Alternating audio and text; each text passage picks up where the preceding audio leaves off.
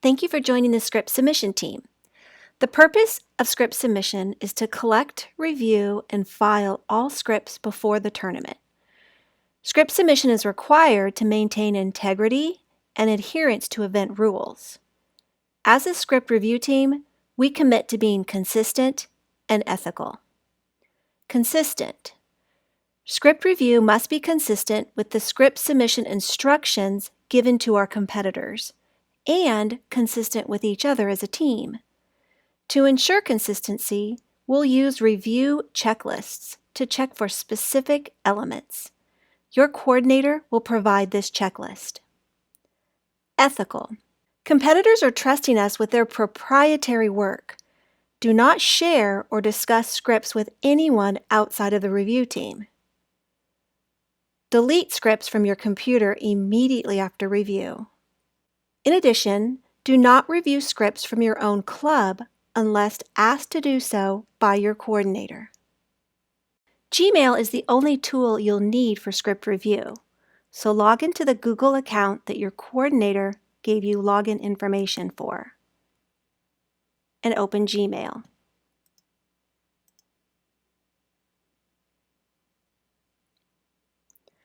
On the left are the reviewer folders. Your name will actually be here. Each folder contains 3 subfolders: Working, for current scripts that you're reviewing; Edits Required, for scripts you've sent back for corrections; and finally, Approved, where you will file all of your final approved scripts. And on the right are the actual submissions from the competitors. It's listed by their name and the actual event that they're competing in, and then what type of submission it is. Albert Einstein has submitted an initial submission, which means it's his first submission. Marie Curie has submitted a persuasive, and it's a corrected submission, which means she's already had a review and been asked for corrections.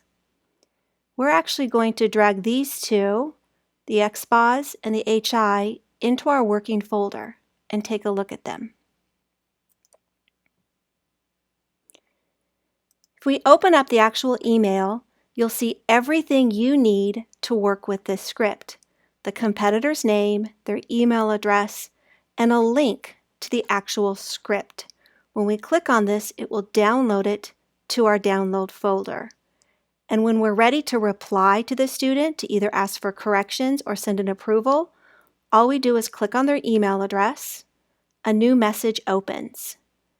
And then down here at the very bottom, these 3 little dots, click on that and scroll up to canned responses.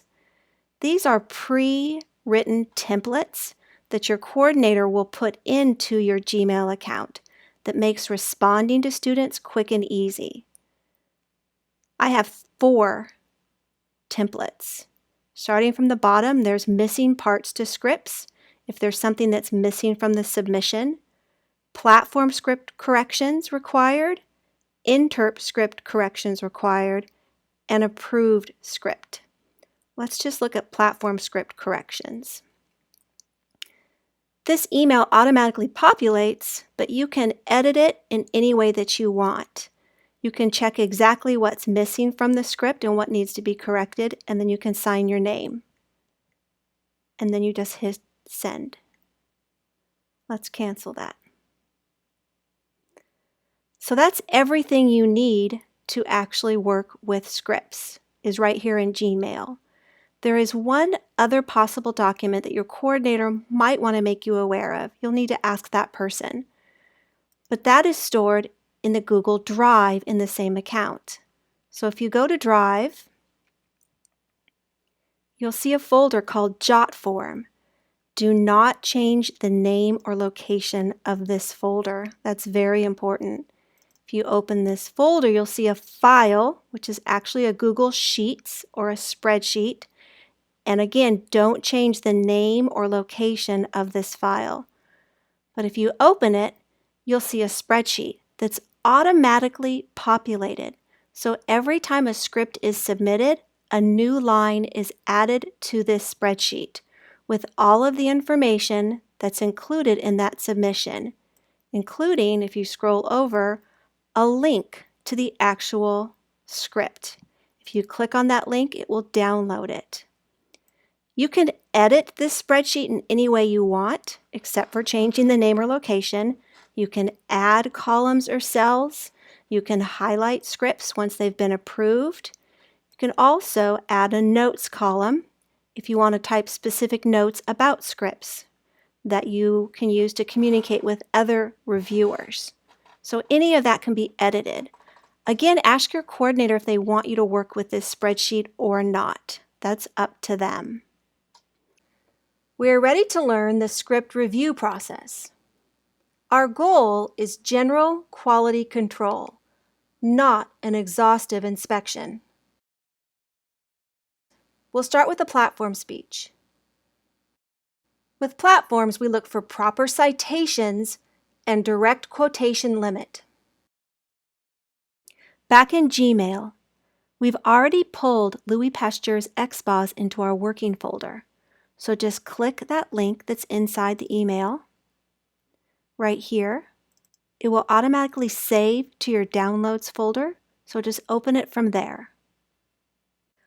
All of the students' documents will be in a single file, including the submission form, the script, and the citation page. We're ready to review this script. Here's our checklist. Everything is complete, and there are less than 30% directly quoted words. We're ready to check the actual script now. Here's our checklist. The speech is typed. All sources cited in text and orally. In-text citations correspond to citation page. The in-text citations are the parenthetical references that correspond to the citation page. They need to be easy to connect. This speaker has used last name which clearly connects to this source. Speakers may also use a numbering system or the title. It just needs to clearly connect. The citation page can be in any format. MLA is not required. Every in-text citation needs an oral or spoken citation, like this. Scan for rule compliance. The intent is not to read the entire script or check every citation. If errors are found while scanning, a more thorough review is warranted. Next, direct quotations are underlined. Citation page is included on a separate page. Expository speeches also need to clearly list their graphics. This script looks great, so let's send an approval email. Back in Gmail, we click on the actual script submission email from Louis, and then on his email address right here. We go down to the bottom, these three dots, canned responses, approved script. Dear Louis, your XBOS script has been approved, and you can sign your name and send. That's it for this script, except for one final step. Now that we've approved this script, we need to file it in your approved folder. Select the submission email that you've been working on and simply drag it into your approved folder. This is the approved folder that's under your name. From here, later, your coordinator will grab all of your approved scripts, check them off the master list of scripts required for the tournament, and move them to the master approved folder. But that's for your coordinator to do.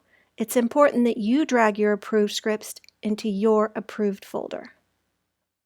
Moving on to interp review.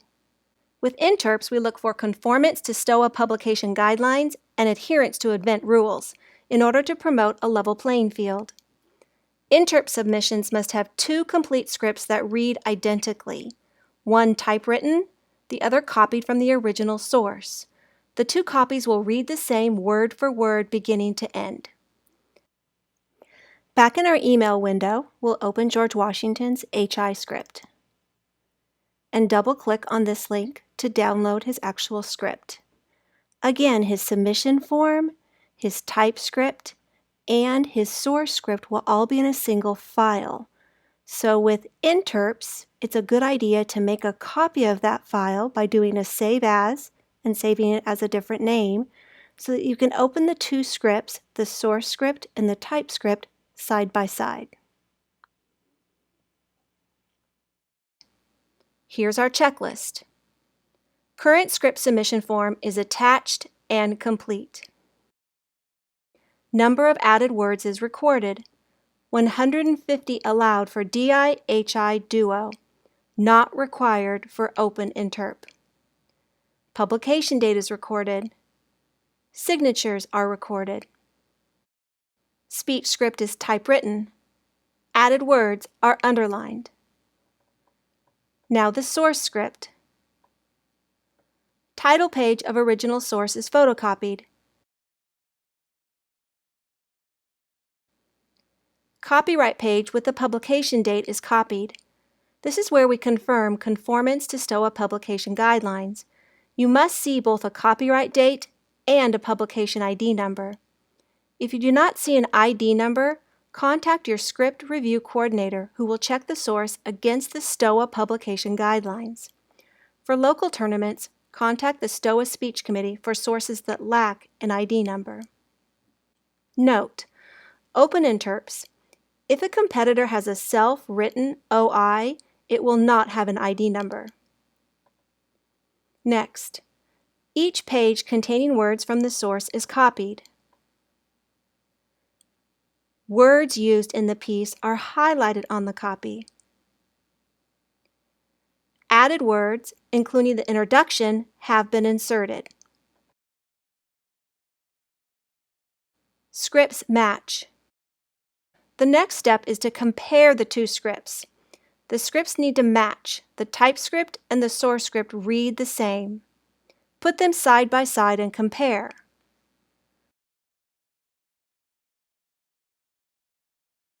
Scan for rule compliance. The intent is not to read the entire script. If discrepancies are found while scanning, a more thorough review is warranted. Just as a reminder, the total added words allowed for HI, DI, and Duo is 150. So if the script submission form lists 130 or more, it's a good idea to go ahead and count those added words to confirm that the competitor has counted and recorded correctly.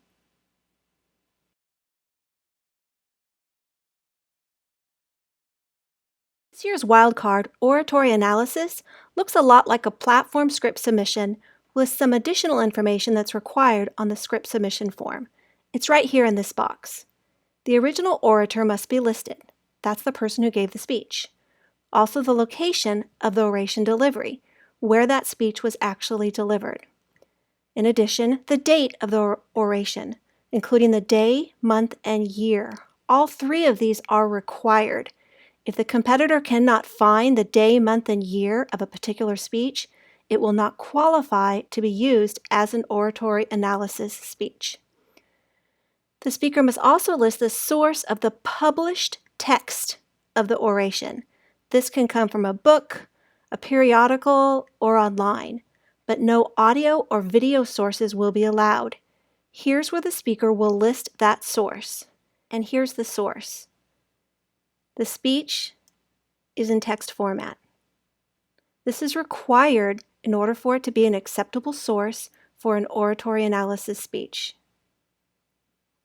Just like in a platform speech, in oratory analysis, the speaker must list the number of directly quoted words and the percentage of directly quoted words, and then also the total word count. For oratory analysis, directly quoted words can be up to 50% of the speech.